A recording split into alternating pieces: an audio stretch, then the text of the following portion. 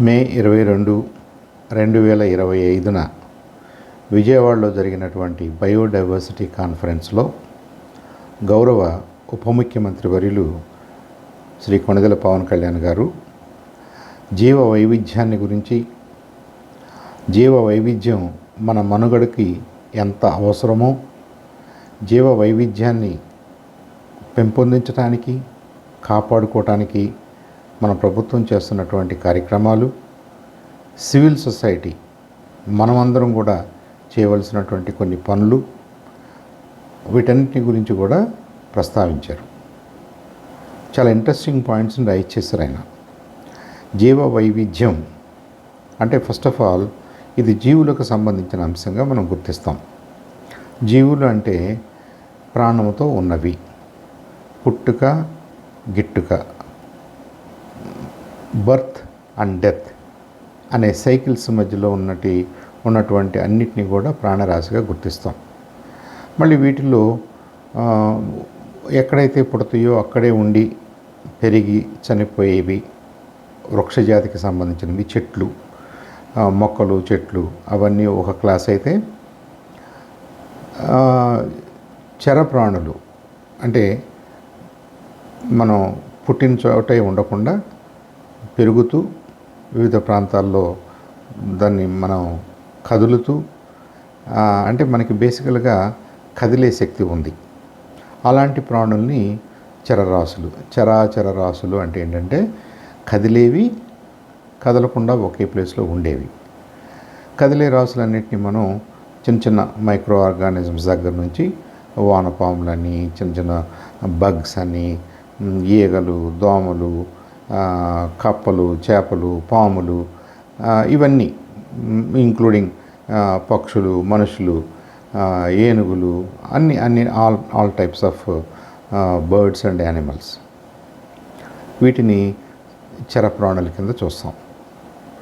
ఈ రెండు కూడా ఈ భూమి మీద లైఫ్ని సస్టైన్ చేయడానికి అవసరమైనటువంటి జీవరాశి. ఇది అనాదిగా ఎవల్యూషనరీ సైకిల్స్లో భాగంగా ఈ భూమి మీద, ఈ వాతావరణంలో డెవలప్ అయినటువంటి ప్రాణరాశి. మరి ఇంత వైవిధ్యం ఉన్నటువంటి ప్రాణరాశి ఏదో ఒక పర్పస్ కోసమే క్రియేట్ అయ్యి ఉంటుంది, ఏదో పర్పస్ కోసమే ఉంటుంది. కాబట్టి అది దాన్ని మనం కాపాడుకోవాల్సిన బాధ్యత ఎంతగానో ఉన్నది అన్నది ఈ జీవ వైవిధ్యం యొక్క ఫిలసాఫికల్ స్టాండ్. దీనికి సైంటిఫిక్ ఎవిడెన్సెస్ ఉన్నాయి. మనకు అనాదిగా వేదిక్ టైమ్స్ నుంచి కూడా అబ్జర్వేషన్స్ ఉన్నాయి. మనం అన్ని జీవుల మీద ఆధారపడతామని, అన్ని జీవులు ఉంటేనే సమతుల్యంతో ఉంటేనే మన మనుగడ సాధ్యమని, మనకి కావాల్సినటువంటి ఆహారం కానివ్వండి, నీరు కానివ్వండి, ఇంకేదైనా కానీ మనకు కావాల్సిన షెల్టర్ కానీ, ఇవన్నీ దొరకాలంటే మనకి ఈ జీవ వైవిధ్యం అనేది చాలా చాలా అవసరం అనేది వేదకాలం నుంచే గమనించారు, ఆరాధించారు, ప్రొటెక్ట్ చేసుకున్నారు.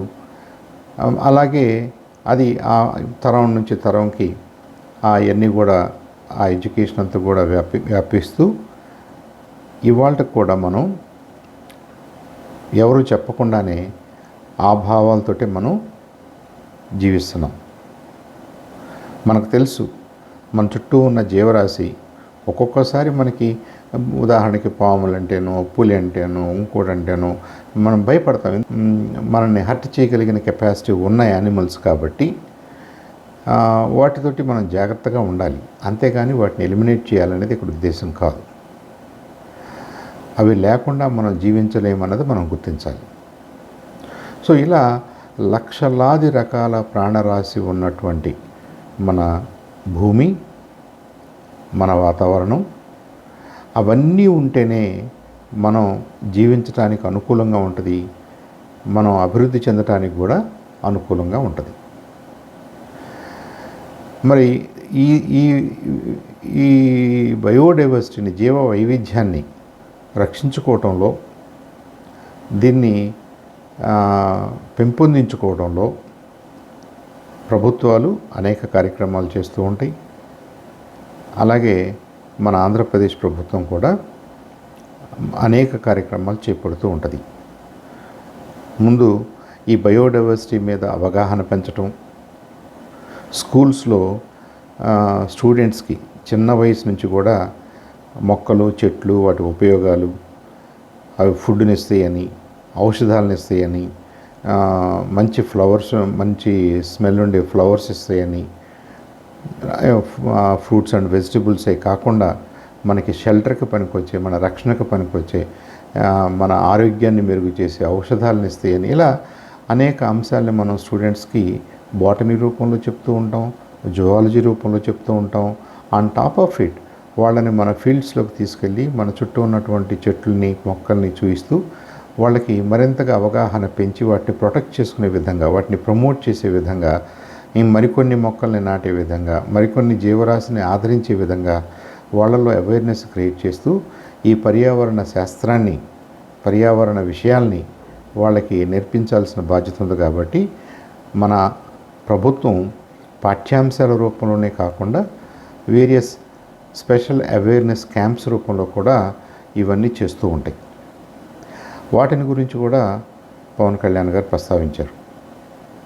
అలాగే కొంతమంది ఇండివిజువల్స్ సొంతగా వాళ్ళ శక్తి కొలది, లేదు ఒక నాన్ ప్రాఫిట్ ఆర్గనైజేషన్ రూపంలో అనేక రకాలైనటువంటి చెట్లు నాటడం, ఉన్న చెట్లని ప్రొటెక్ట్ చేయటం, మొక్కలకి నీళ్లు పోయటం, మొక్కల చుట్టూ కూడా ఆ సేఫ్టీ గార్డ్స్, సెక్యూరిటీ గార్డ్స్, ఒక ప్రొటెక్షన్ గార్డ్స్ని ఏర్పాటు చేసి వాటిని సంరక్షించటం, ఇలా చేసేవాళ్ళు మన మధ్యనే అనేక మంది ఉన్నారు. వాళ్ళందరినీ కూడా ఆయన గుర్తిస్తూ వాళ్ళందరికీ కూడా ధన్యవాదాలు చెప్పడం జరిగింది. ఈ క్రమంలోనే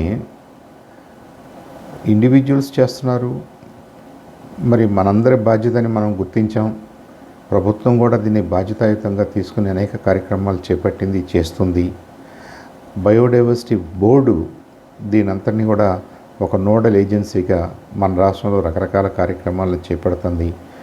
సో వీటన్నిటిని కూడా మనం అర్థం చేసుకుని గుర్తిస్తూ రాబోయే రోజుల్లో మనకి 974 కిలోమీటర్ల తీర ప్రాంతం ఉంది. కాబట్టి తీర ప్రాంతంలో పెరగాల్సిన, పెరుగుతున్న, పెంచాల్సినటువంటి మ్యాంగ్రోవ్స్, వాటి ఉపయోగాలు, సముద్రంలో ఏమాత్రం అలజడి జరిగినా, సైక్లోన్స్ వచ్చినా, సునామీలు వచ్చినప్పుడు కానివ్వండి, మనకి ఈ మ్యాంగ్రోవ్స్ అనేవి ఫస్ట్ లైన్ ఆఫ్ ప్రొటెక్షన్గా నిలబడతాయి. కాబట్టి తీర ప్రాంతం మొత్తం కూడా మనం మ్యాంగ్రోవ్స్ని డెవలప్ చేసుకునే విధంగా కార్యాచరణ, అలాగే మరి రాబోయే రోజుల్లో ప్రతి జిల్లాలో కూడా ఒక బయోడైవర్సిటీ పార్క్ నెలకొల్పాలని, ప్రతి గ్రామంలో కూడా ఎంతో కొంత ప్లేస్ను మనం డెడికేట్ చేస్తూ ఈ బయోడైవర్సిటీ పార్క్, దీన్నే మనం గ్రామ వనం, విలేజ్ ఫారెస్ట్ అనుకోండి, విలేజ్ గార్డెన్ అనుకోండి, ఏదో మనకున్నటువంటి స్థలాలను బట్టి మనం దాని మీద ప్రత్యేకంగా ఫోకస్ చేస్తూ గ్రామ వనాలను కూడా మనం ఏర్పాటు చేసుకోవాలని, అక్కడ both botanical as well as geological ప్రాణరాశి పెరగటానికి, అవి ఉండటానికి, వాటికి కావాల్సిన ఫుడ్ని ఏర్పాటు చేసుకోవటానికి, తద్వారా మన పర్యావరణంలో తమ పాత్రను పోషించడానికి అనువుగా ఉంటుంది. కాబట్టి అలాంటి డెడికేటెడ్ ప్లేసెస్ని డెవలప్ చేయాలని కూడా పవన్ కళ్యాణ్ గారు ఈ ప్రభుత్వానికి ఉన్న ప్రణాళికను మన ముందుంచారు. ఇదంతా కూడా చాలా సెన్సిటివ్, చాలా వ్యూహాత్మకంగా, చాలా లాంగ్ టర్మ్ వ్యూతో, భవిష్యత్తును దృష్టిలో పెట్టుకుని, భవిష్యత్ తరాలను దృష్టిలో పెట్టుకొని జీవరాశి మనుగడని, మరి ముఖ్యంగా మనిషి మనుగడ జీవరాశి మనుగడ మీద ఆధారపడి ఉందన్న విషయాన్ని అర్థం అయ్యేలా ప్రజానీకానికి తెలియచేస్తూ వాళ్ళ సహకారంతో ప్రభుత్వాలు చేపట్టాల్సినటువంటి కార్యక్రమాలు, ప్రజలు చేపట్టవలసినటువంటి కార్యక్రమాలు, ఇండివిజువల్స్గా మనం ఏమేమి చేయాలో, మొక్కల్ని నాటాలి, ఉన్న మొక్కల్ని ప్రొటెక్ట్ చేసుకోవాలి, మొక్కకి ఏదైనా ఇబ్బంది కలిగిందంటే దానికి ఆ ఇబ్బందిని తొలగించడానికి మనం ప్రయత్నం చేయాలి. ఇలాంటి అంశాల గురించి ఆయన చాలా చక్కగా వివరించారు. It was very inspirational as well as motivational. ఆ స్పీచ్ చాలా బాగా జరిగిందని నేను అనుకుంటున్నాను. అలాగే విత్తనాల్లోని వైవిధ్యాన్ని మనం కాపాడుకోవటం, మొక్కల్లోని వైవిధ్యాన్ని మనం కాపాడుకోవటం, ఫ్రూట్స్ అండ్ వెజిటబుల్స్ని ఎక్కువగా పెంచగలగటం, మనకి ప్రతి గజాన్ని చదును చేయాలి, ప్రతి గజాన్ని మొక్కలు లేకుండా చేయాలి, ప్రతి గజాన్ని ఓన్లీ వ్యవసాయానికే వాడాలి, ఏదో వరి కానీ ఇంకేదైనా కమర్షియల్ పంటకే వాడాలి అనే మనస్తత్వంలో నుంచి, అనే ఆలోచనలో నుంచి మన పొలాల చుట్టూ ఉన్న గట్లు కూడా వివిధ రకాలైనటువంటి చిన్న పెద్ద మొక్కలకి మరి స్థావరాలు కాగలవు. ఆ మొక్కలు ఆ చెట్లలోనే బ్రతికి అనేక రకాలైనటువంటి పురుగులకి పక్షులకు కూడా అవి నివాసాలు కాగలవు. కాబట్టి మనం వ్యవసాయం అనగానే మొత్తం ఎంటైర్ ల్యాండ్ని, మనకున్నటువంటి ల్యాండ్ మొత్తాన్ని చదును చేసేసి వరి పంటనో లేదంటే ఇంకేదన్నా పంటనో పండించడమే కాదు, మధ్యలో మనం కొంత ప్లేస్ని గట్టుల రూపంలోనో కట్టల రూపంలోనో మనం ఈ జీవ వైవిధ్యాన్ని కాపాడుకునే విధంగా కూడా మన ప్రయత్నాలు ఉండాలి, మన వ్యవసాయం సాగాలి అన్నది ఆయన ఉపన్యాసంలోని సారాంశంగా నేను భావిస్తాను. రెండోది, దీన్ని ఇలా కాపాడుకోవటంలో మనం ఎదుర్కొంటున్న ఛాలెంజెస్ విషయంలోకి వస్తే డెఫినెట్గా రకరకాల పొల్యూషన్స్ మన చుట్టూ ఉన్న వాతావరణాన్ని కలుషితం చేస్తున్నాయి. మనం రోజువారీగా మాట్లాడుకుంటున్నాం, గతంలో వాతావరణం బాగుండేది, ఇప్పుడంతా కూడా పొల్యూట్ అయిపోయింది అని. మేము చిన్నప్పుడు అంటే ఒక 50 సంవత్సరాల క్రితం చెరువుల్లోనూ కాలువల్లోనూ లేదా పంపుల్లో నుంచి నీళ్లు తాగేవాళ్ళు. ఆ నీళ్లు తాగటం ఎంత సేఫ్ అనేది ఇక్కడ క్వశ్చన్ కాదు, కనీసం తాగటానికి ఉపయోగకరంగా పనికొచ్చే విధంగా ఉండేవి. యానిమల్స్ అన్నీ కూడా, ఫామ్ యానిమల్స్ అన్నీ కూడా అక్కడి నుంచే నీళ్లు తాగేవి. మనం సడన్గా 50 సంవత్సరాల తర్వాత చూస్తే మన ఊర్లో ఉన్న ఏ సోర్స్లో నుంచి మనం డైరెక్ట్గా నీళ్లు తాగే పరిస్థితి లేదు. మనకే అర్థమవుతుంది. మనకి కనపడనివి దాంట్లో ఏమైనా ఉంటాయా, డాక్టర్స్ వద్దంటారా అవునంటారా, ఆ విషయాలు కాసేపు పక్కన పెడితే, మీరు ఎంత ఎండాకాలం అయినా సరే కనీసంగా మనం మంచినీళ్ళు తాగడానికి మన చుట్టూ ఉన్న వాటర్ బాడీస్ ఏవి కూడా అనుకూలంగా లేవు. అంటే మన చెరువులు, మన నదులు, మన కాలువలు అల్టిమేట్గా వర్షాలు వచ్చినప్పుడు ఇవన్నీ ఓవర్ఫ్లో అయినప్పుడు లేదా నది వెళ్ళి సముద్రంలో కలిసినప్పుడు ఇవన్నీ కూడా సముద్రంలోకి వెళ్ళి కలుస్తున్నాయి. కాబట్టి సముద్రంలో ఉన్న నీళ్లు కూడా విపరీతంగా కాలుష్యం బారిన పడుతుంది. సో మనకి కనపడే జీవరాశి అంటే భూభాగం మీద తిరిగే జీవరాశి ఎంత ఉందో, నీళ్ళలో ఉండే జీవరాశి దానికి మరిన్ని రెట్లు ఎక్కువగా ఉంటుందని కూడా మనకు తెలుసు. సో మన జీవన విధానం ఇండస్ట్రియలైజేషన్ పేరుతో, అభివృద్ధి పేరుతో మనం చేస్తున్నటువంటి కార్యక్రమాల వల్ల జరుగుతున్నటువంటి పర్యావరణ నష్టాన్ని మనం గుర్తించాలి, దాన్ని తగ్గించాలి. ఇఫ్ నాట్ కంప్లీట్లీ జీరో చేయలేకపోయినా కానీ దాని మీద అవగాహన పెంచుకుంటూ, దాని మీద సెన్సిటివ్గా ఆలోచిస్తూ, అన్ని విషయాల్లో కూడా మన దైనందిన కార్యక్రమాల్లో మనం ఏమేమి చేస్తున్నామో, మనం చేసే పనుల వల్ల పర్యావరణానికి ఏ విధంగా నష్టం జరుగుతుందో మనం అర్థం చేసుకుంటూ దాన్ని తగ్గించాల్సిన బాధ్యత ప్రతి ఒక్కరి మీద ఉంది అన్నది ఆయన మాటల్లోని సారాంశం. అయితే ఈ ఉపన్యాసంలో ఆయన ఇంకొక ఇంపార్టెంట్ ప్రస్తావన కూడా చేశారు. సనాతన ధర్మం, సనాతన జీవన విధానం అంటే బయోడైవర్సిటీని, జీవ వైవిధ్యాన్ని కాపాడుకుంటూ మనం జీవించిన విధానమే. సనాతన ధర్మాన్ని ఏదో మతాలకో ఇంకో దానికో ఉన్మాదంగానో చూడకూడదు. సనాతన ధర్మం అంటే మరి లక్షలాది సంవత్సరాలుగా, వేలాది సంవత్సరాలుగా ఈ భూమి మీద జీవరాశి మనుగడకి అనుకూలమైన పరిస్థితుల్ని ఆదరిస్తూ, అర్థం చేసుకుంటూ, ఆదరిస్తూ, వాటిని ప్రమోట్ చేస్తూ, వాటిని సంరక్షించుకుంటూ మన ముందు తరాల వాళ్ళు బ్రతికారు.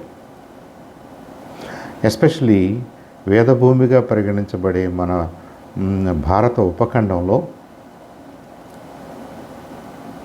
ఇది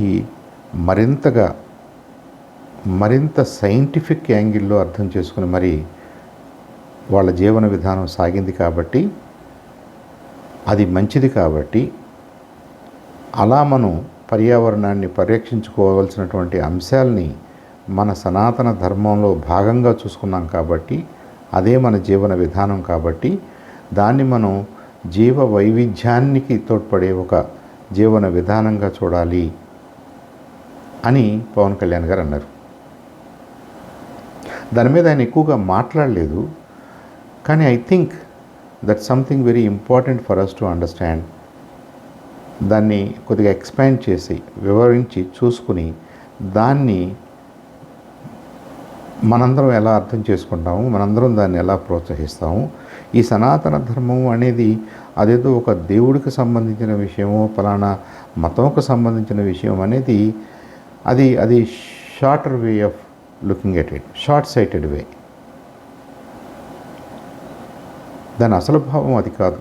ఒక జీవన విధానం, జీవరాశులు సమతుల్యతతో ఒక రాశి ఇంకొక రాశిని సపోర్ట్ చేసుకుంటూ ఈ భూమి మీద జీవరాశి మనుగడికి అనుకూలమైన పరిస్థితులు, అనుకూలమైన జీవన విధానాల్ని అర్థం చేసుకుంటూ అలా జీవించటాన్ని సనాతన ధర్మంగా మనం చూసినట్టయితే దాంట్లో కొన్ని ముఖ్య అంశాలని మనం చర్చించుకోవడం చాలా అవసరం అనేది నా అభిప్రాయం. ఈ వీడియోలో కొన్ని అంశాలను చూద్దాం. మన మిథాలజీ ద్వారా, మనకున్నటువంటి గ్రంథాల ద్వారా, మన పౌరాణిక కథల ద్వారా, మన పూర్వకాలం నాటి సాహిత్యం ద్వారా, మన ఆచార వ్యవహారాల ద్వారా, మన సాంప్రదాయాల ద్వారా, మన సంస్కృతి ద్వారా మనకు అనేక విషయాలు ఆల్రెడీ మన ముందున్నాయి. మనం వాటిని అనుసరిస్తున్నాం. కొన్ని చోట్ల కొన్ని విషయాల్ని మూఢనమ్మకాలంటూ పక్కన పెట్టేస్తున్నాం, కొన్నిటిని చేదస్తం అనుకుంటున్నాం. కానీ మన అవగాహన పెరిగే కొద్దీ ఆయా పద్ధతులు ఏ మేరకు జీవ వైవిధ్యానికి సహాయపడగలవో డెఫినెట్గా మన పెద్దలు, మన పూర్వీకులు, మన ఋషులు, మన మహర్షులు వాటన్నిటిని అర్థం చేసుకుని విత్ ఏ సైంటిఫిక్ బ్యాకింగ్, ఒక ఆలోచనతోటి, ఒక సద్భావంతో కొన్ని పద్ధతుల్ని క్రియేట్ చేశారు. ఆ పద్ధతుల ద్వారా జీవ వైవిధ్యాన్ని కాపాడారు, జీవ వైవిధ్యాన్ని ప్రోత్సహించారు అన్నది మనం గుర్తిరగాలి. ఉదాహరణకి ముందుగా మనందరం కూడా అనేక సందర్భాల్లో, అనేక కథల్లో మనం కామన్గా మన సంస్కృతిలో భాగంగా, మన మిథాలజీలో భాగంగా కొన్ని విషయాల్ని మనం వింటుంటాం. మనకి పూర్తిగా అర్థం కాకపోయినా సబ్కాన్షియస్గా అవంటే ఏంటో మనకు ఒక ఫీల్ ఉంటుంది. ప్రతి భారతీయుడికి ఆ ఫీల్ ఉంటుంది. భారత ఉపఖండంలో పెరిగినటువంటి అటు పాకిస్తాన్ ఏరియాస్ అనుకోండి, ఇటు బంగ్లాదేశ్ ఏరియాస్ అనుకోండి, శ్రీలంక అనుకోండి, నేపాల్, భూటాన్, మన టిబెట్ అనుకోండి, మయన్మార్ అనుకోండి, ఈ ప్రాంతం మొత్తంలో కూడా మనందరికీ కొన్ని విషయాల మీద కొన్ని విషయాలతో పరిచయం ఉంది, కొంత అవగాహన ఉంది. మన పూర్వీకులు దాన్ని చాలా సిన్సియర్గా అర్థం చేసుకుని దాని మీద గౌరవభావంతో, అర్థం కాని పక్షంలో ఏదో ఒక రకమైనటువంటి నమ్మకంతో వాటిని ఆచరించారు. ఉదాహరణకి జీవరాశి మనుగడికి ఏమేమి కావాలి ఒకసారి చూసినట్టయితే దాన్నే మనం ప్రకృతి అంటున్నాం. ఈ ప్రకృతిలో సనాతన ధర్మం ఈ ప్రకృతిని ఎలా చూసిందంటే పంచమహాభూతాలుగా చూసింది. ప్రకృతిని తల్లితో పోలుస్తూ, అంటే ప్రతి జీవికి ఒక తల్లి ఉంటుంది కాబట్టి తల్లితో పోలుస్తూ, ఈ తల్లిలో భాగాలైనటువంటి పంచభూతాలని, పంచమహాభూతాలని, 5 మహాభూతాల గురించి విత్ రివరెన్స్ వాటిని దైవంగా చూసుకుంటూ ప్రస్తావించుకునేవాళ్ళు, ప్రొటెక్ట్ చేసుకునేవాళ్ళు. ఒకటి భూమి. మనకి ఏ మొక్క పెరగాలన్నా, ఏ జంతువు పెరగాలన్నా మనకి మినిమం రిక్వైర్మెంట్ వచ్చేసి ఎర్తే కదా. ఈ భూమి మీదే మనం ఉన్నాం, అందుకే భూమాత అంటాం. సో భూమి అనేది మహాపంచభూతాల్లో మొట్టమొదటిది. రెండోది నీరు, జలం. భూమి ఒక్కటే ఉంది, నీళ్లు లేవు అనుకోండి,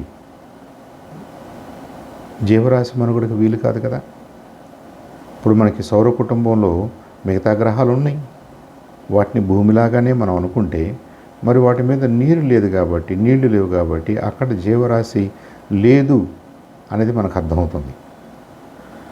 సో నీరు ఇంకొక మహాభూతంగా, భూతం అంటే ఎలిమెంట్ అని, ఇంకొక దైవంగా మన పూర్వీకులు కొలిచేవారు.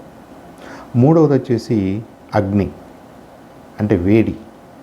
సూర్యుడి దగ్గర నుంచి వచ్చే అగ్ని కానివ్వండి, మనం మనిషి అగ్ని పుట్టించడం నేర్చుకున్న తర్వాత, కృత్రిమంగా మనం తయారు చేస్తున్న తర్వాత అగ్నిని, అది కానివ్వండి. మనకి సహజంగా ఉన్నటువంటి అగ్ని సూర్యుడు. సూర్యుడు ఉన్నాడు కాబట్టే ఇక్కడ భూమి మీద మనకి జీవరాశి మనుగడకు వీలవుతుంది. నాలుగవది వాయువు, అంటే మన చుట్టూ వాయువు, ఆక్సిజన్ అని, కార్బన్ డైఆక్సైడ్ అని, నైట్రోజన్ అని, హైడ్రోజన్ అని రకరకాల వాయువుల సమ్మిళితమే ఈ వాతావరణం. మన చుట్టూ ఉన్నటువంటి వాతావరణంలో మెజారిటీ ఈ వాయువులే ఉన్నాయి. సో ఈ వాయువుల్లో నుంచి ప్రాణాన్ని సపోర్ట్ చేసే ఆక్సిజన్, అలాగే వృక్షాల విషయంలో ఫుడ్ తయారు చేసుకోవడానికి కావాల్సినటువంటి కార్బన్ డైఆక్సైడ్, ఇలా వాయువులు మనకు చాలా ఇంపార్టెంట్.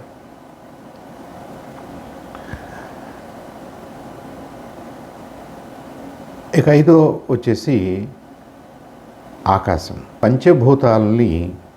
పంచభూతాలు అనుకుంటున్నటువంటి భూమి, జలం, అగ్ని, వాయువు, ఆకాశం, ఇవన్నిటినీ ఇవి ఎలా ఉపయోగపడతాయో మనం అందరికీ అన్నిసార్లు వివరంగా చెప్పలేం కాబట్టి వాటిని దైవాలుగా భావిస్తూ, భక్తిభావంతో, గౌరవభావంతో వాటిని ఉపయోగించుకుంటూ, ప్రొటెక్ట్ చేసుకుంటూ మన ముందు తరాల వారు జీవన విధానాన్ని సాగించారు. అట్లాగే చెట్లున్నాయి, నదులు ఉన్నాయి, పర్వతాలు ఉన్నాయి, జంతువులు ఉన్నాయి. వీటన్నిటినీ కూడా మనం దేవతాభావంగానే చూసాం. నదుల్ని మనం గంగా నది, యమునా నది, కృష్ణా నది, గోదావరి నది, ఇలా ఏ నదిని గురించి మనం మాట్లాడినా దానికంటూ ఒక దేవతా రూపాన్ని ఆపాదిస్తూ ఆ నదుల్ని కూడా దేవతల్లాగే పూజనీయమైనటువంటి సంపదలాగానే చూసాం. ఎందుకంటే వాటిని వాడుకుంటూ ఆ భక్తిభావం లేకపోతే వాటిని పాడు చేస్తారేమో అన్న భయం కూడా మన పూర్వీకులకు ఉంది. అది మనం ఇక్కడ గమనించాలి. అలాగే పర్వతాలు మనకి న్యాచురల్ టెర్రెయిన్లో భూమి నైసర్గిక స్వరూపం ఏదైతే ఉందో, ఈ భూమి ఉపరితలం ఏదైతే ఉందో, ఆ జియోగ్రాఫికల్ ఫార్మేషన్ ఎలా అయితే జరిగిందో అది కొన్ని లక్షల సంవత్సరాలుగా జరిగింది. కాబట్టి ఈ వాతావరణం పనిచేయాలంటే, మనకున్నటువంటి ఆకాశం, వాతావరణం ఇవన్నీ కూడా పని చేయాలి అంటే ఈ కొండలు, గుట్టలు, పర్వతాలు, అడవులు, నదులు, మన సముద్రాలు, ఇవన్నీ కూడా ఒకదాంతో ఒకటి అనుబంధంగా ఇన్ కోఆర్డినేషన్ విత్ అదర్ అసెట్సే పనిచేస్తాయి. కాబట్టి వీటన్నిటిని కూడా మనం భక్తిభావంతో, దేవతా రూపాలతోటి పిలుచుకునేవాళ్ళం, కొలుచుకునేవాళ్ళం. కొంతమందికి అది మూఢనమ్మకంగా అనిపించవచ్చు, కానీ దాని వెనుకున్నటువంటి సైంటిఫిక్ రీజన్ని మనం అర్థం చేసుకుంటే మన పూర్వీకులు ఎంత తెలివిగా ఈ ఆలోచనలు చేశారో మనకు అర్థమవుతుంది. ఉదాహరణకి ప్రతి ఇంటి ముందు ఒక తులసి మొక్క పెట్టమనేవాళ్ళు అనుకోండి. తులసి మొక్కకు రోజు కొద్దిగా నీళ్లు పోస్తే చాలు.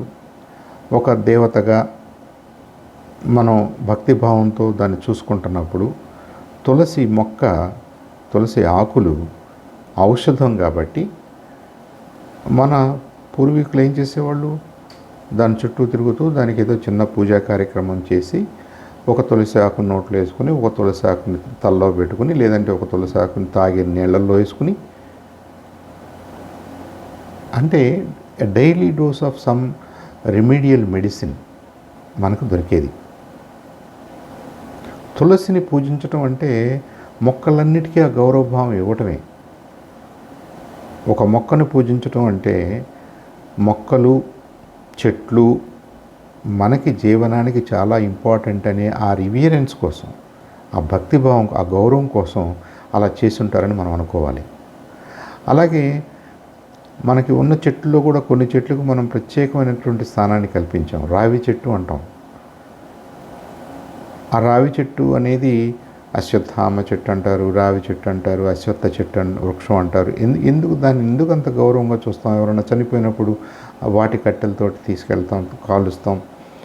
ఆ చెట్టుకి ప్రత్యేకమైనటువంటి వాతావరణాన్ని ప్యూరిఫై చేయగలిగినటువంటి కొన్ని లక్షణాలు ఉన్నాయని మన పూర్వీకులు గుర్తించారు. కాబట్టి ఇది కొంతమంది ఆన్ ద సర్ఫేస్ కొట్టేస్తారు, కానీ డీప్గా ఆలోచిస్తే మనకు అన్ని చెట్లు ఉపయోగమే.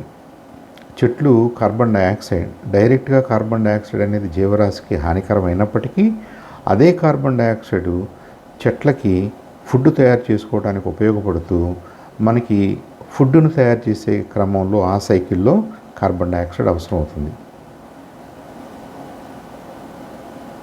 ఆ సైకిల్ని అలా అర్థం చేసుకోవాలి మనం. దాంట్లో మొక్కలు, వృక్షాల ప్రాధాన్యతని అర్థం చేసుకోవాలి. అలాగే గంగా, యమున, కృష్ణ, గోదావరి, తుంగభద్ర, మీరు ఏ నది పేరైనా చూడండి, వాటన్నిటి మీద మనకి గౌరవభావం ఉంది. వాటిని దేవతలాగా చూసుకుంటాం. అంటే పంచమహాభూతాలని మనం దేవతలుగా చూసుకోవటం వల్ల మనం ఏమి ఇండైరెక్ట్గా సాధిస్తున్నామంటే, మనకి ఎలాంటి బెనిఫిట్ వస్తుందంటే జీవ వైవిధ్యాన్ని మనం కాపాడుకోగలుగుతున్నాం. మనం ఈ నదిలో ఉంది నీరే కదా, ఇది నదే కదా అని ఆలోచించామనుకోండి, ఆ నదిని ప్రొటెక్ట్ చేయాల్సిన రెస్పాన్సిబిలిటీ మన తలలో ఉండదు, మన ఆలోచనలో ఉండదు.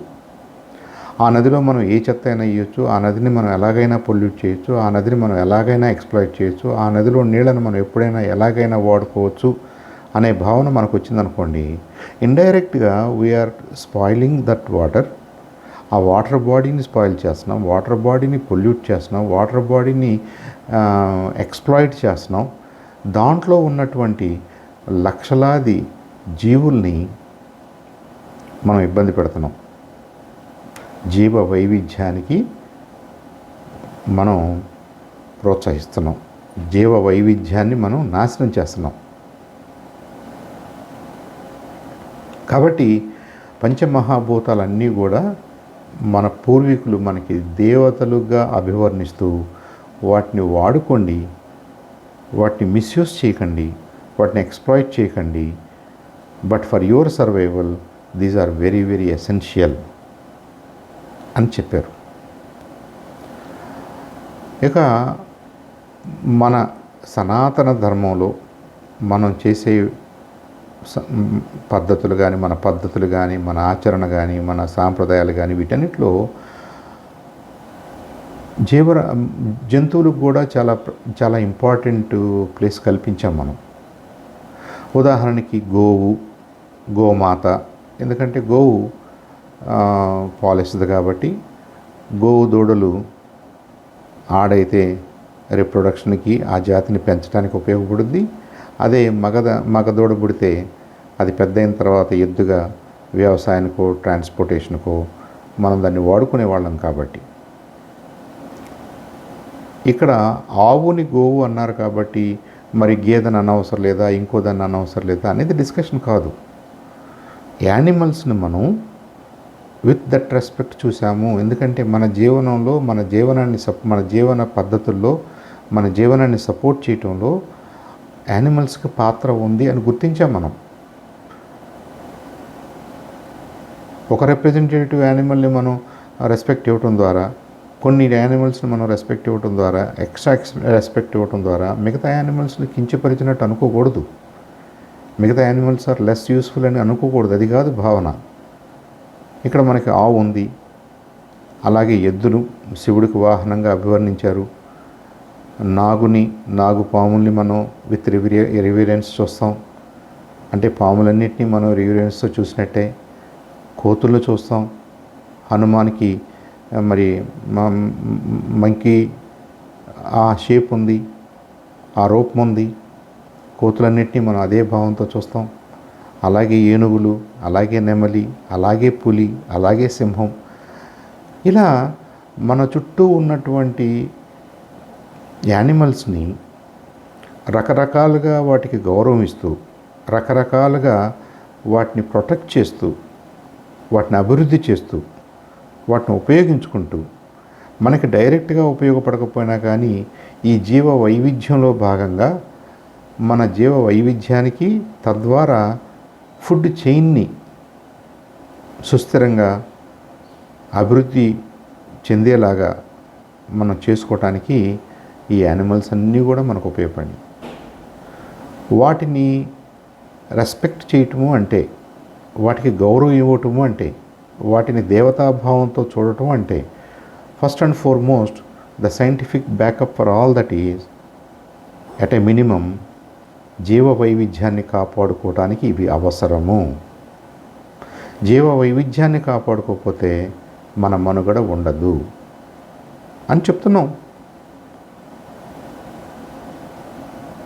కాబట్టి మీరు ఏ పేరుతో పిలిచినా వాటిని మీరు ఆ భక్తిభావంతో చూడాలి అన్నది సనాతన ధర్మంలో భాగం. దాని డైరెక్ట్ బెనిఫిట్ మనకి బయోడైవర్సిటీ రూపంలో వస్తుంది. ఫుడ్ చైన్ని మనం ప్రొటెక్ట్ చేసుకోవటంలో మనకి ఉపయోగపడుతుంది. ఇక మూడో అంశం మన అరణ్యాలు.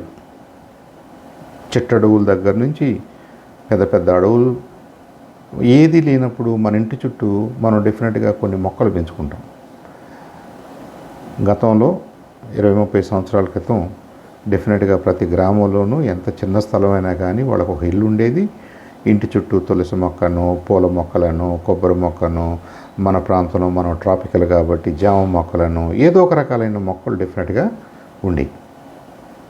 అంటే ఏంటి, వాళ్ళు బాటనీతోటి జువాలజీని సమ్మిళితం చేస్తూ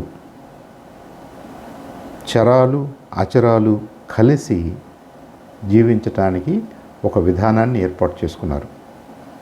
దురదృష్టం ఏంటంటే ఇప్పుడు మనం ఈ మోడ్రన్ లైఫ్ స్టైల్స్ వచ్చిన తర్వాత, హై రైజ్ బిల్డింగ్స్ వచ్చిన తర్వాత మనం క్లీన్గా ఉండాలి అంటూ మన చుట్టూ ఉన్నటువంటి జీవ వైవిధ్యాన్ని నెగ్లెక్ట్ చేస్తున్నాం. అది అవసరం అన్న భావన కూడా మనలో ఉండట్లేదు.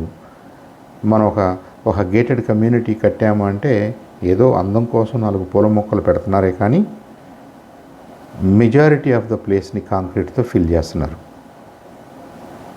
కాబట్టి మనం అనుకుంటున్న జీవ వైవిధ్యానికి ఇక్కడ ప్రోత్సాహం లేదు, ప్రొటెక్షన్ లేదు. దాని ఎఫెక్ట్స్ డెఫినెట్గా డౌన్ ద లైన్ మన మీద పడతాయి. సో మనిషి అవసరాలు తీరాలి, మనిషికి అవసరాలని అర్థం చేసుకోవాలి, మనిషి అవసరాలకు తగ్గట్టుగా పరిసరాలను వాడుకోవాలి. There is no doubt about it. దాన్ని ఎవరు కూడా కాదనరు, దాన్ని ఎవరు వ్యతిరేకించరు. But at the same time ఆ యూసేజ్ అనేది భక్తి భావంతో రెస్పాన్సిబిలిటీతో చేయాలి. మనం రెస్పాన్సిబుల్గా ఉండాలి. మనం చెట్లు కొట్టేస్తున్నాము, మనం గ్రౌండ్స్ మీద కాంక్రీట్ వేసేస్తున్నాము, మనం పెద్ద పెద్ద బిల్డింగ్స్ కడుతున్నాము అనగానే మనం అంత ప్రాంతంలో ఉన్న జీవ వైవిధ్యాన్ని మనం హర్ట్ చేస్తున్నాం అన్నది మనం గుర్తించాలి. తప్పనిసరి పరిస్థితుల్లో తప్పనిసరి మేరకు అవసరమైన మేరకు మనం వాడటంలో తప్పులేదు. పంచమహాభూతాల్ని దైవాలుగా భావిస్తూ భక్తి భావంతో వాడుకున్నప్పుడు ఈ ఆలోచనలన్నీ కూడా తెలిసో తెలియకో పద్ధతుల రూపంలోనో సాంప్రదాయాల రూపంలోనో మన పూర్వీకులు అమలు చేశారు. మనం వాటిని మూఢనమ్మకాలు అనుకుని వాటికి దూరంగా జరిగితే, ఒకటి మనం డైరెక్ట్గా ఈ బయోడైవర్సిటీ అనే కాన్సెప్ట్ని మనం వదిలేసిన వాళ్ళం అవుతాం, దాన్ని నెగ్లెక్ట్ చేసిన వాళ్ళం అవుతాం. కాబట్టి మనం ఏది ఎందుకు చేస్తున్నాము, ఏ మేరకు ఉపయోగించుకుంటున్నాము అనే దాని వెనక మన ఆలోచనలో ఎప్పుడు కూడా జీవ వైవిధ్యము అనే కాన్సెప్ట్ మనకి మెదలాలి. అలాగే మన భారత ఉపఖండంలో ఇంకొక ప్రామినెంట్ అండ్ పాపులర్ కాన్సెప్ట్ వచ్చేసి సనాతన ధర్మంలో ఒక ధర్మంగా చెప్పుకునే అహింసా ధర్మం. ఇక్కడ అహింస అనగానే మీరు ఇలాంటి జీవాలని తినవచ్చు, ఇలాంటి జీవాలను తినకూడదు, మీరు చికెన్ తినవచ్చు, మటన్ తినవచ్చు, గోవుని తినకూడదు, గోవుని ఎందుకు తినకూడదు, ఇలాంటి ప్రశ్నలు కాదు అక్కడ మనకు రావాల్సింది. అహింస అంటే నీకు అవసరం లేనప్పుడు, నీకు అత్యవసరం కానప్పుడు ఇతర జీవరాశిని ఇబ్బంది పెట్టవద్దు, ఇతర జీవరాశిని హింసకు గురి చేయవద్దు.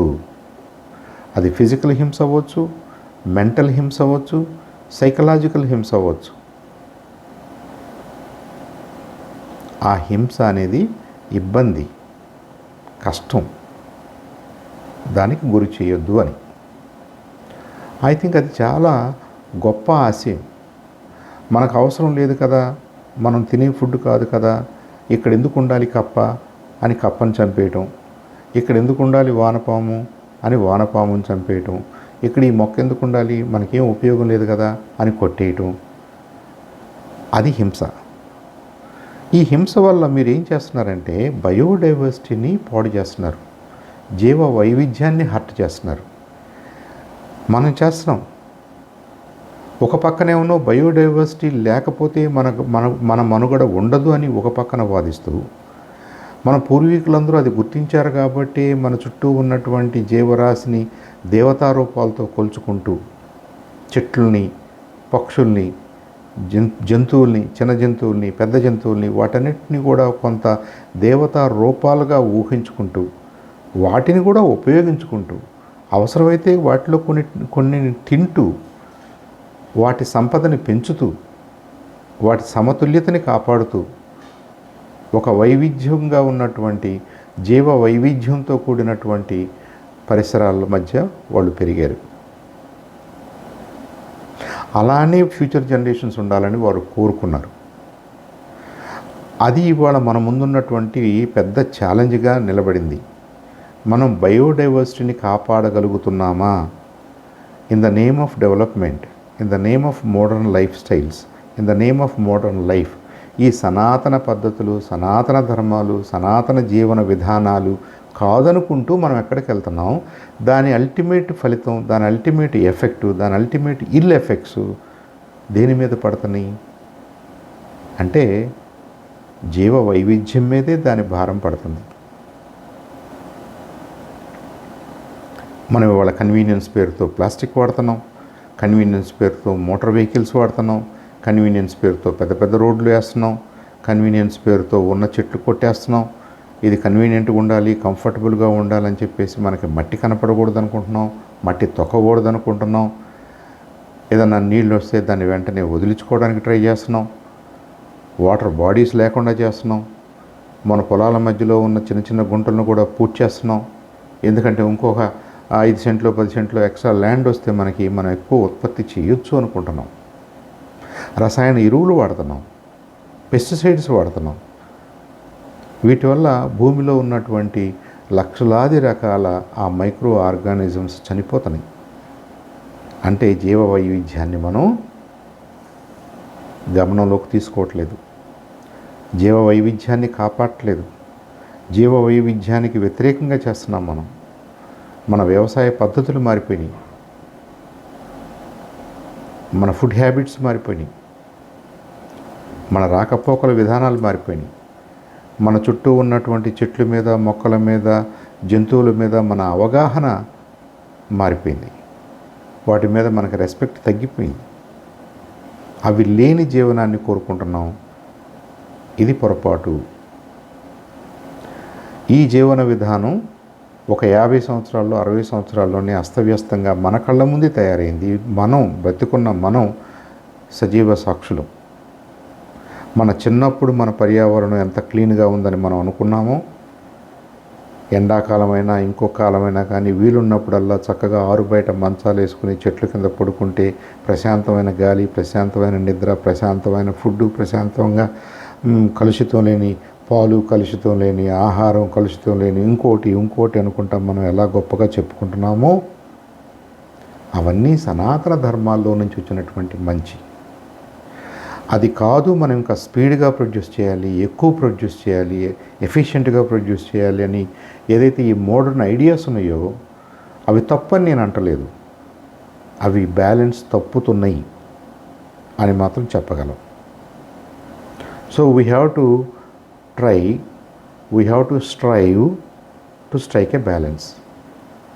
బయోడైవర్సిటీ ఐడియాస్ని మనం అర్థం చేసుకుని మనందరం గమనించుకుంటూ మన చుట్టుపక్కల ఉన్న ఏ జీవి అయినా, మనకి కనపడే ఎంత చిన్న పురుగైనా, ఎంత చిన్న యానిమల్ అయినా, ఎంత పెద్ద యానిమల్ అయినా, మొక్క అయినా, గరికైనా, చెట్లైనా, మహావృక్షాలైనా, అవి పళ్ళు ఇచ్చే అయినా పళ్ళు ఇవ్వకపోయినా, మనకి ఇమీడియట్గా మనం తినడానికి ఉపయోగపడినా, ఇంకేదైనా మనకి కనపడని జీవరాశి తినడానికి ఉపయోగపడేది అయ్యుండొచ్చు. లేదా మనందరికీ మన వాతావరణంలో ఒక మెడిసినల్ ఎఫెక్టు ఆ చెట్టు వల్ల ఉండొచ్చు. సో పనికిరానిదంటూ ఏమీ లేదు. అన్నీ కలిస్తేనే పనికొచ్చే వాతావరణం క్రియేట్ అయింది భూమి మీద. అన్నీ కలిసి ఉన్నప్పుడే ఒక పర్యావరణం మనకు క్రియేట్ అయింది. దాంట్లో మాత్రమే మనం బతకగలం. దాన్ని కాలుష్యం బారిన పడనివ్వకూడదు. లాప్సైడెడ్గా మనం డెవలప్మెంట్ పేరుతోటి ఒకదాన్ని పెంచుతూ ఒకదాన్ని తగ్గిస్తే మనకి ఆ జీవ వైవిధ్యం బ్యాలెన్స్ పోతే, కొన్ని జీవరాశులు అంతరించిపోతే దానివల్ల జరిగే నష్టం ఇప్పుడు మనకు అర్థం కాకపోవచ్చు, మనకున్న అవైలబుల్ సైన్స్ మనకు చెప్పలేకపోవచ్చు. ఫ్యూచర్లో డెఫినెట్గా దాని సైడ్ ఎఫెక్ట్స్ ఏంటో మనకు అర్థమవుతాయి. సో పొల్యూషన్ని నిరోధించడం ద్వారా, పంచభూతాలని కలుషితం చేయకుండా కాపాడుకోవటం ద్వారా మన భూమిని, మన నీటిని, మన వాయువు, మన అగ్ని, మన ఆకాశం అనే ఈ పంచమహాభూతాలు ఏవైతే ఉన్నాయో వాటిని మీరు కలుషితం చేయకుండా జీవించగలిగిన విధానాలు మాత్రమే sustainable in the long run. అలాంటి విధానాలే సస్టైన్ అయినాయి కాబట్టి, సనాతనంగా ఉన్నాయి కాబట్టి, ఆ సనాతనమైనటువంటి పద్ధతుల్ని సనాతన ధర్మాలు అన్నారు. అది ఒక జీవన విధానం. భారతదేశంలో మనం జీవ వైవిధ్యాన్ని కాపాడుకున్నటువంటి సైంటిఫిక్ మెథడాలజీస్ అవన్నీ కూడా. నాకు అర్థం కాకపోతే సైంటిఫిక్ కాదని ఎవరైనా వాదిస్తే అమాయకత్వం. నాకు తెలియదు కాబట్టి అది మూఢనమ్మకం అనుకుంటే అమాయకత్వం. మనం ఎందుకు చేస్తున్నామో, ఏది ఎందుకు చేస్తున్నామో, దేన్ని ఏ అల్టిమేట్ గోల్ కోసం చేస్తున్నామో through discussions, through studies, through empathy, through sympathy మనకు అర్థమవుతాయి. అలాగే మనం వ్యవసాయం చేసాం. మన వ్యవసాయంలో సనాతనంగా animals part and parcel of వ్యవసాయం. అన్ని మొక్కల్ని కాపాడుకున్నాం. మన పంట పొలాల్లోనే చేపలు పెరిగాయి. మన పంట పొలాల్లో పీతలుండే, కప్పలుండే, దోమలుండే, ఇంకోటి ఉండే, అన్నీ ఉండే, పాములుండే, ఎలుకలుండే. అయితే కొన్నిటి వల్ల మనకు నష్టం జరుగుతుంది కదా అని చెప్పేసి ఆ రేస్ని మనం తీసేయాలని ట్రై చేస్తే, మనం అన్యాచురల్ మెథడ్స్లో, ఆర్టిఫిషియల్ మెథడ్స్లో, కెమికల్ మెథడ్స్లో, ఇంకో మెథడ్స్లో మనం ఈ సమతుల్యతని మనం పాడు చేస్తే, టెంపరీగా మనకి ప్రొడక్షన్ పెరిగినట్టుగా, ఉత్పత్తి పెరిగినట్టుగా కనపడవచ్చేమో, కానీ అల్టిమేట్గా మనం వ్యవసాయం కూడా చేయలేని పరిస్థితులకి మనం ఫాస్ట్గా ప్రయాణిస్తున్నాం. కాబట్టి మరొక్కసారి మన వ్యవసాయ పద్ధతుల మీద, మనం తీసుకొచ్చినటువంటి ఈ మార్పుల మీద పునరాలోచన చేయాలి. ఎస్పెషల్లీ మనం వాడే కెమికల్స్, పెస్టిసైడ్స్ అనుకోండి, రసాయనిక ఎరువులు అనుకోండి, వీటి వల్ల జీవ వైవిధ్యం నష్టపోతుందని మనం గమనించాలి. చిన్నప్పుడు సింపుల్గా 2 ఎద్దులు దున్నగలిగే నేలని నాగలతో దున్నేవాళ్ళు మనవాళ్ళు, పెద్దవాళ్ళందరికీ తెలుసు. మీరు 40+ అయి ఉంటే, 30+ అయి ఉంటే, మీరు విలేజెస్లో ఉండుంటే, ఎద్దులతో దున్నటం మీకు తెలుసుంటే, చూసుంటే, అంటే నేల పైభాగం అంత సాఫ్ట్గా ఉండేది. ఇవాళ మనం హెవీ డ్యూటీ ట్రాక్టర్స్ను వాడుతున్నాం. నేల గట్టిపడిపోయింది, దాని లోపల మైక్రోబ్స్ లేవు, మైక్రో ఆర్గానిజమ్స్ లేవు. మనం వాడే పెస్టిసైడ్సు, ఈ ఫెర్టిలైజర్సు, ఈ indiscriminate use of chemicals soil క్వాలిటీని మార్చేసినాయి, సాయిల్ని కలుషితం చేసినాయి, భూమిని కలుషితం చేసినాయి. పంచమహాభూతాల్లో మొట్టమొదటి భూమి, ఆ భూమిని మనం తీవ్రంగా నష్టపరిచాం. మరి అలాంటి వ్యవసాయం సస్టైనబుల్లా? మనం ఏదో మార్పు చేయాలి కదా. కనీసం మనం ఒక 50 ఏళ్లలో పాడు చేసేదాన్ని 200 సంవత్సరాల కన్నా లాగాలి కదా, కాపాడాలి కదా. ఇలాంటి ఆలోచనలు చాలా అవసరం అనేది నా అభిప్రాయం. అలాంటి పర్స్పెక్టివ్స్తో మనం చూస్తే మనకి మన పూర్వీకులు చేసినటువంటి కొన్ని పనులు చాలా ఆలోచనాత్మకంగా, చాలా శాస్త్రీయంగా మనకు కనిపిస్తాయి, మనకు అర్థమవుతాయి. దాన్ని మూఢనమ్మకం, పాత పద్ధతి అని కొట్టేయటం చాలా చాలా అవివేకం అవుతుంది. కాబట్టి అలాంటి ధర్మాల్ని, అలాంటి జీవన విధానాల్ని, మన పంచభూతాలని కాపాడుకునే జీవన విధానాల్ని మన పూర్వీకులు మనకు అందించారు. వాటిని మనకి ధర్మాలుగా చెప్పారు, జీవన విధానంగా చెప్పారు, సాంప్రదాయంగా ఇచ్చారు, పద్ధతులుగా ఇచ్చారు. అదే మనం కల్చర్ అంటున్నాం, అదే మనం జీవన విధానం అంటున్నాం, అదే మన ధర్మం అంటున్నాం, అదే మనం సనాతన ధర్మం అంటున్నాం. పదాలు ఏమైనా కానీ మనం అక్కడికే వస్తున్నాం, టు ప్రొటెక్ట్ బయోడైవర్సిటీ. కాబట్టి నిన్న పవన్ కళ్యాణ్ గారు బయోడైవర్సిటీ సమావేశంలో ఇంత విపులంగా ఇన్ని విషయాల్లోకి ఆయన వెళ్ళకపోయినా, టైం ఉంటే డెఫినెట్గా వెళ్ళేవారేమో, వెళ్ళకపోయినా ఒక మంచి హింట్ అయితే ఇచ్చాడనేది నా భావం. సనాతన ధర్మం బయోడైవర్సిటీని కాపాడుతుంది. సనాతనంగా వేలాది సంవత్సరాలుగా మన భూభాగంలో జీవన విధానం ఎలా ఉందో దాన్ని అర్థం చేసుకుని దాంట్లో ఎసెన్షియల్స్ నిజంగా మార్పు చేయాలి, ఈ కాలానికి ఆ పద్ధతి చెల్లదు అనుకుని థాట్ఫుల్గా చేద్దాం. బట్ ఏదో దేశంలో జరిగింది కాబట్టి, ఎవరో చేశారు కాబట్టి అది మనకు ఆదర్శం కాకూడదు. మనం చేసింది, వేలాది సంవత్సరాలుగా మనం చేసింది, మన భూభాగాన్ని కలుషితం కాకుండా కాపాడింది కాబట్టి probably rest of the world should adopt some of these methods.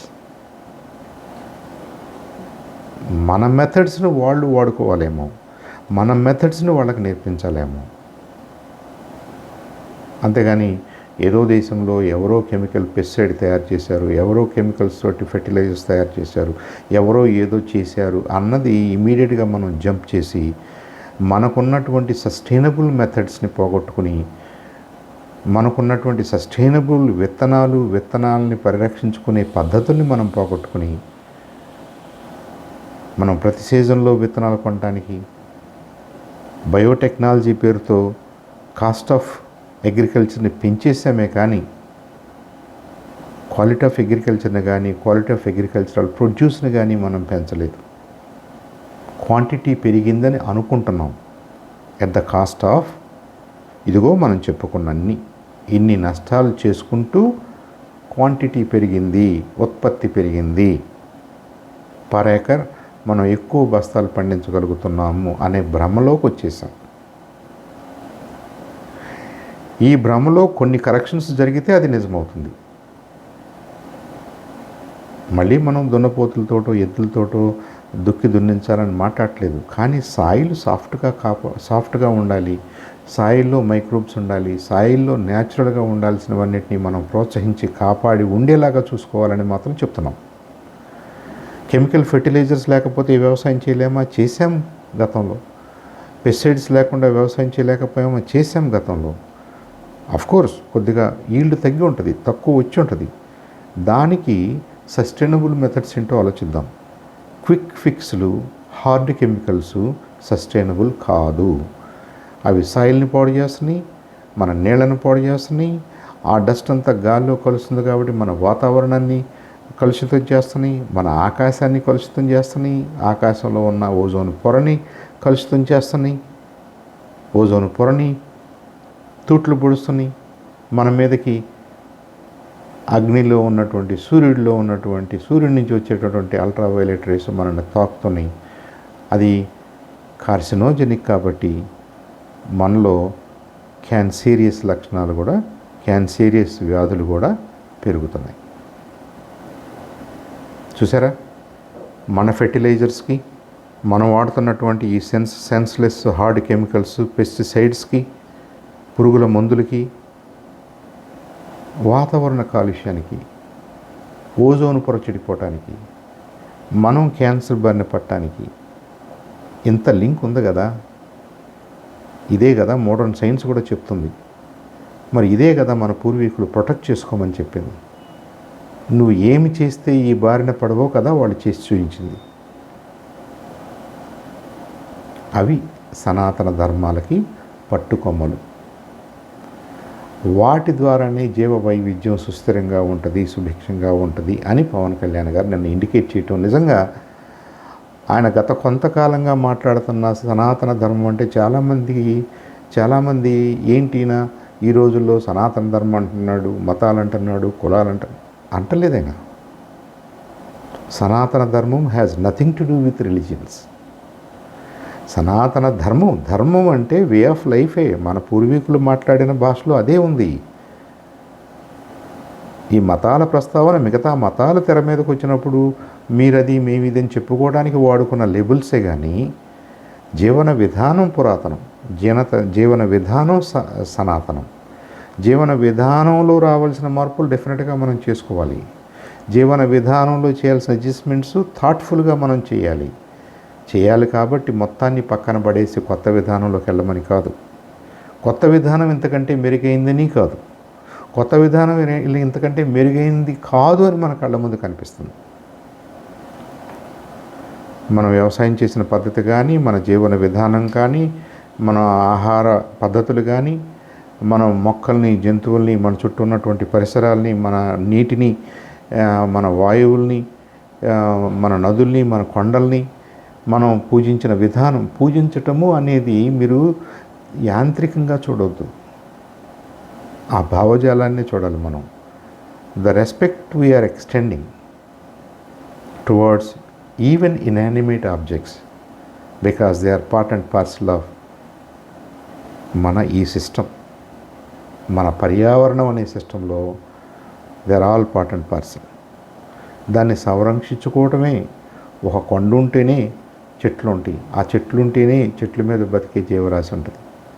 ఒక కొండ ఉంటేనే దాని మీద మట్టి ఏర్పడుద్ది, ఆ మట్టిలోనే అనేక జీవరాశులు ఉంటాయి. ఆ కొండే తీసేసి నేను కాంక్రీట్తో ప్లాస్టర్ చేసేస్తానని అన్నారే అనుకోండి, మీరు బయోడైవర్సిటీని హట్ట చేయట్లేదా? మనం మొత్తాన్ని చదువు చేసేసి వ్యవసాయమే చేస్తాను, పెద్ద ట్రాక్టర్స్ తోటి, ఎక్కువ ఫెర్టిలైజర్స్ తోటి, ఎక్కువ పెస్టిసైడ్స్ తోటి అన్నారనుకోండి, చివరకు మనం ఏమవుతున్నాం? మనకి సపోర్ట్ చేయనటువంటి ఎన్వైరన్మెంట్లో, వాతావరణంలో, పర్యావరణంలో మనం ఇరుక్కుపోతున్నాం. We cannot even sustain. మనకి వాయువు ఉండదు, మనకి నీళ్లు ఉండవు, మనం తాగడానికి మంచి నీరు దొరకదు, మనం తాగడానికి మంచి గాలి దొరకదు, మనం పీల్చడానికి, మనం తినడానికి మంచి ఫుడ్ దొరకదు. చివరికి ఏమైపోతాం? Life on earth becomes very very difficult. ఇవాళ మనం మాట్లాడుకుంటున్నటువంటి గ్లోబల్ క్లైమేట్ చేంజెస్ వస్తున్నాయి, క్లైమేట్లో మార్పులు వస్తున్నాయి, క్లైమేట్ వార్మింగ్ జరుగుతుంది, టెంపరేచర్ పెరుగుతుంది, మన మంచు కొండలు కరిగిపోతున్నాయి, సముద్రాల్లో ఉన్న గ్లేషియర్స్ కరిగిపోతున్నాయి, ఐస్బర్గ్స్ కరిగిపోతున్నాయి, నీటి మట్టం పెరుగుతుంది, మన తీర ప్రాంతంలోకి నీళ్ళు వచ్చేస్తున్నాయి, పెద్ద అలలు వస్తున్నాయి, హరికేన్స్ వస్తున్నాయి, సైక్లోన్స్ వస్తున్నాయి, సునామీలు వస్తున్నాయి, మన భూమి మీద మన జీవనాన్ని దుర్భరం చేస్తున్నాయి, వర్షాలు పడుతున్నాయి, గతంలో వర్షం నానుడు వర్షంగా 10 రోజులు 5 రోజులు వారం రోజులు పడితే ఇవాళ నిమిషాల్లో వర్షం పడుతుంది, అనుకోని ప్లేస్లో పడుతుంది, అనుకోని ఊహించని అమౌంట్స్ కంటే ఎక్కువ అమౌంట్స్లో ఆల్మోస్ట్ క్లౌడ్ బర్స్ట్లు జరుగుతున్నాయి. ఇవన్నీ కూడా పర్యావరణంలో వస్తున్న మార్పులు కాదా? ఇవన్నీ క్లైమేట్ చేంజెస్ కాదా? ఇవన్నీ క్లైమేట్ చేంజెస్ అయినప్పుడు వీటన్నిటికీ యాంటీడోట్ ఏంటి? ఇవి నివారించే పద్ధతులు ఏంటి? వీటి నివారణ కోసం మనం చేస్తున్న ప్రయత్నాలు ఏంటి? ఇవి కాన్ఫరెన్స్ రూమ్స్లో పెద్ద పెద్ద సభల్లో పెద్ద పెద్ద వాళ్ళు మాట్లాడితే సరిపోద్దా? ఇవన్నీ సనాతన ధర్మం, సనాతన ఆచార వ్యవహారాల్లో, సనాతన పద్ధతుల్లో, సనాతన వ్యవసాయంలో, సనాతన జీవన శైలిలో మనకి క్లియర్గా కనిపిస్తున్నటువంటి సస్టైనబుల్ మెథడ్స్. అవి ఉన్నంతవరకు ఈ ప్రమాదంలో మనం ఇరుక్కోలేదు. గత 50 సంవత్సరాల్లోనే ఈ ప్రమాదంలో మనం ఇరుక్కున్నాం. 50 సంవత్సరాల క్రితం గ్లోబల్ వార్మింగ్ అని ఎవరు మాట్లాడలేదే? 50 సంవత్సరాల క్రితం క్లౌడ్ బర్స్ట్లు అనేది మనం లేదే, చూడలేదే? 50 సంవత్సరాల క్రితం మనకు వర్షం పడటం అంటే నానుడు వర్షం అనుకునేవాళ్ళం. 4-5 రోజులు వారం రోజులు పడేది. దానివల్ల భూమి వాతావరణం సమతుల్యతలోకి వచ్చేసేవి. భూమికి కావాల్సినటువంటి అండర్ గ్రౌండ్ వాటర్ స్టోరేజెస్ ఏర్పడి ఇవాళ మన దగ్గర టెక్నాలజీ ఉంది కదా అని చెప్పేసి ఆ గ్రౌండ్ వాటర్ని ఇండిస్క్రిమినేట్గా ఈ సీజను ఆ సీజన్ అని లేకుండా మనం ఎలక్ట్రిక్ మోటార్స్ వాడి వాటిని బయటకు తీసి గ్రౌండ్లో వాటర్ లెవెల్స్ కిందకి వెళ్ళేలాగా చేసి వ్యవసాయం ప్రొడక్షన్ పెంచుతున్నాం. But is it the only way for us to survive? Is it good for our biodiversity? Sometimes politicians also should take very hard stand. మనం ఓట్ బ్యాంకుల కోసమే ఆలోచిస్తూ ఓట్ బ్యాంకుల్ని దృష్టిలో పెట్టుకుని మనం డెసిషన్స్ తీసుకుంటే, మనం చూసి చూడకుండా పోతే మన గ్రామాల్లో కానీ మన సిటీస్లో కానీ మన వాటర్ బాడీస్ అన్నీ పాడైపోతున్నాయి. వాటర్ బాడీస్ డిజపియర్ అయిపోతున్నాయి. ఉన్న నదులు కలుషితం అయిపోతున్నాయి. నదుల్లోకి డ్రైన్స్ సోర్ డైరెక్ట్గా వాటర్ వెళ్ళి కలుస్తుంది. అన్ట్రీటెడ్ సివేజ్ అంతా కూడా నదుల్లో కలుస్తుంది, కాలువల్లో కలుస్తుంది. మన ప్రధాన పట్టణాల్లో గుండా వెళ్తున్నటువంటి కాలువలు ఒకప్పుడు చక్కగా అందరూ పెద్దవాళ్ళందరూ దాని చుట్టూ నడవటం, ఈతేయటం, ఇంకోటో చేసే కాలువలన్నీ కూడా ఇవాళ మురికి కోపాలు అయిపోయినాయి, మురుగు కాలువలు అయిపోయినాయి.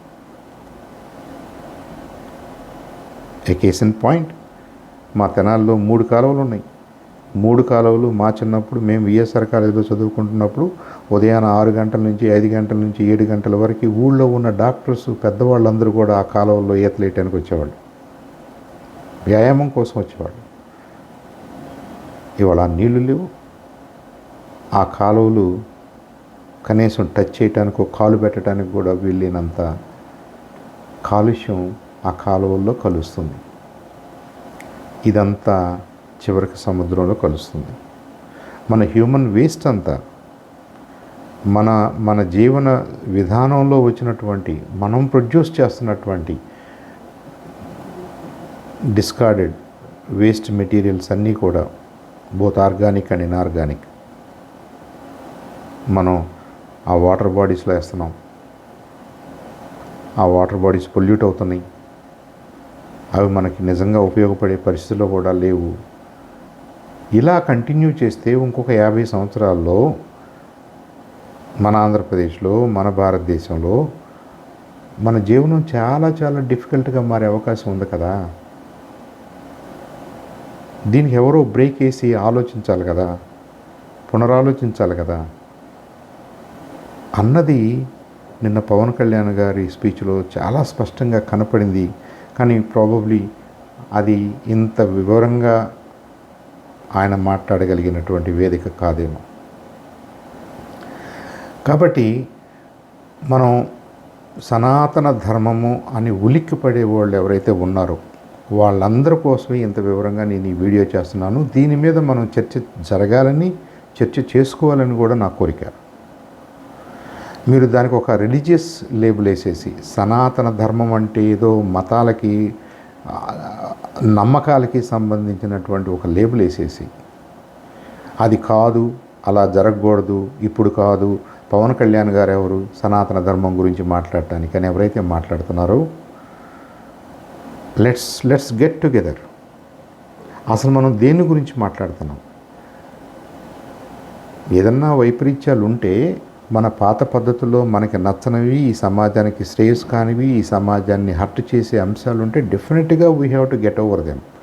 డెఫినెట్గా వాటిల్లో మనం మార్పులు తీసుకురావాలి, మార్చాలి. కానీ ఒకటో రెండో అలాంటిది ఏదో జరిగింది కాబట్టి అది మూఢనమ్మకంగా మన ఆలోచనకి మనకు అనిపిస్తుంది కాబట్టి, లేదా అది యాంటీ సోషల్గా అనిపిస్తుంది కాబట్టి, సొసైటీకి మంచిది కాదని మనం నమ్ముతున్నాం కాబట్టి let's fix them, let's correct them. ఎప్పుడు కూడా తరం టు తరం చాలా విషయాలు కరెక్ట్ అవుతూనే వస్తున్నాయి కాబట్టి మిగిలినవి సనాతనంగా అనాదిగా కొన్ని మనకి ఉండగలిగినాయి. ఇవి మొదట్లో ఉండవు, కొన్ని తర్వాత నేర్చుకుని ఉంటారు, తర్వాత వచ్చి ఉంటాయి, తర్వాత కొన్ని పోయింటి, తర్వాత కొన్ని వచ్చి ఉంటాయి. It's dynamic. సనాతన ధర్మం అనగానే అదేదో మనకి ఫిక్స్డ్ క్యాస్ట్ ఇన్ స్టోన్ అని కూడా నేను మాట్లాడలేదు. But things that have survived over centuries, మన ప్రాక్టీసెస్ ఏ అయితే ఉన్నాయో శతాబ్దాలుగా దానివల్ల మంచి జరిగింది, దానివల్ల పంచభూతాలు రక్షించబడి, దానివల్ల బయోడైవర్సిటీ రక్షించబడింది, బయోడైవర్సిటీని పెంపొందించగలిగాము, ఆ మార్గం మంచిది, ఆ ధర్మం మంచిది, అలాంటి జీవన విధానం మనం ప్రోత్సహించాలి అని అనటంలో మాత్రం I think we should not hesitate. Pawan Kalyan garu మాట్లాడుతున్న సనాతన ధర్మం మొదటి నుంచి అదే. నిన్న మోర్ అప్రోప్రియేట్ ప్లాట్ఫామ్ మీద ఆయన దాన్ని మెన్షన్ చేయటం అనేది మనందరం నోట్ చేసుకోవాల్సిన అంశం. బయోడైవర్సిటీ కాన్ఫరెన్స్లో ఆయన ప్రత్యేకంగా దాన్ని మెన్షన్ చేస్తూ సనాతన ధర్మం మాత్రమే బయోడైవర్సిటీని రక్షించగలదు అని అంటున్నాడంటే 99% ఆఫ్ ద విషయాల్లో జీవన విధానంలో సనాతనంగా జరిగినటువంటి సస్టైనబుల్ మెథడ్స్ మనం అర్థం చేసుకుని ఎంకరేజ్ చేయాలనేది ఆయన పిలుపుగా మనం చూడాలి. అందుకు ఆయన సనాతన ధర్మాన్ని పదే పదే ప్రస్తావిస్తున్నారని అర్థం చేసుకోవాలి అని ఈ ప్రయత్నం. కొద్దిగా ప్రజెంటేషన్ లాంగ్ అయ్యి ఉండొచ్చు, బట్ డెఫినెట్గా ఇది చాలామందిలో చాలా విషయాల మీద క్వశ్చన్స్ రైజ్ చేస్తుందని, మీ వివరణ కూడా ఈ డిస్కషన్లో భాగం కావాలని, మీ ఆలోచనలు కూడా ఈ డిస్కషన్ని మరింత పెంచాలని, దీంట్లో ఉన్న మంచిని మనందరం స్వీకరించాలని, దీంట్లో ఏదన్నా ఇబ్బందిగా అనిపిస్తే ఆ విషయాల్ని మనం ట్రాన్స్ఫార్మ్ చేసుకుంటూ రిఫార్మ్ చేసుకుంటూ ముందుకు సాగాలని మనస్ఫూర్తిగా కోరుకుంటూ, నేను మెన్షన్ చేసిన కొన్ని సనాతన ధర్మాలు అన్నీ కాదు, కొన్నే మనం మెన్షన్ చేసాం ఇక్కడ. ఈ వే ఆఫ్ లైఫ్కి సంబంధించి, ఈ బయోడైవర్సిటీ అంశానికి సంబంధించి, లైఫ్ ఆన్ ఎర్త్కి సంబంధించి, సస్టైనబుల్ వే ఆఫ్ లివింగ్కి సంబంధించి మీ ఐడియాస్ని నేను ఆహ్వానిస్తూ, మీ కామెంట్స్ కూడా చక్కగా రాస్తారని, 10 మందికి చదువుకోవడానికి, అర్థం చేసుకోవడానికి మీ కామెంట్స్ ఉపయోగపడాలని కోరుకుంటున్నాను. Thank you.